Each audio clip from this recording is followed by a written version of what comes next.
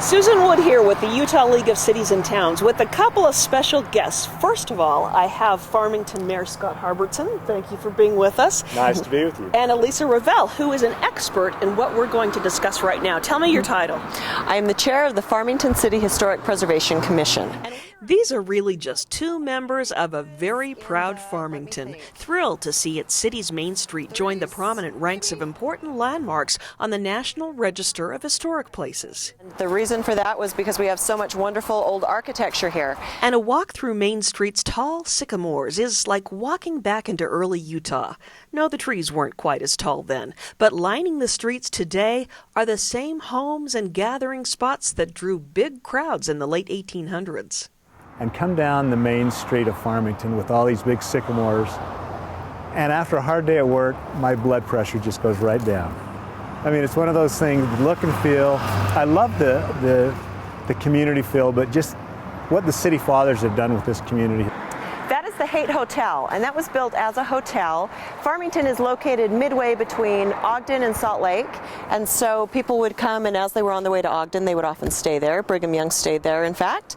And there were other hotels in town. The Van Fleet Hotel, now a dental office, was a hot spot for traveling Teamsters after it was built in 1850. There was also a tavern in one corner of the building. We have a lot of, like we were saying, old stone architecture downtown, and it really kind of gives Farmington a special, unique character. Next door stands the Davis County Courthouse, built in 1890 after the original adobe built 40 years earlier was demolished.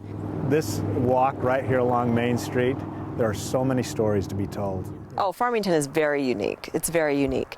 It's definitely got its own character. It feels very Davis County, but I think it feels also very small town America. It's kind of like the town out of To Kill a Mockingbird has come to life. That's a wonderful old 1890s Victorian, 2 stories, and it's in the red brick, so you know that it's built after 1885 when the brickyard went in Kaysville. Now, Farmington's Little Main Street shares the prestigious historic ranking with the likes of Abraham Lincoln's family home in Springfield, Illinois, the Hoover Dam, built in 1935, and the Trail of Tears, the paths that led the 100,000 American Indians westward from their ancestral homeland.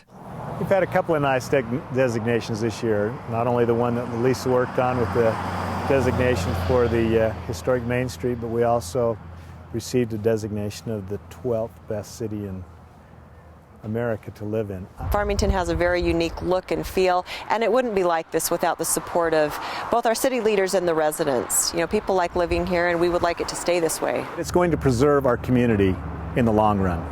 We don't want to lose these homes. I mean, the look and feel of Farmington, we'd love it to stay this way forever.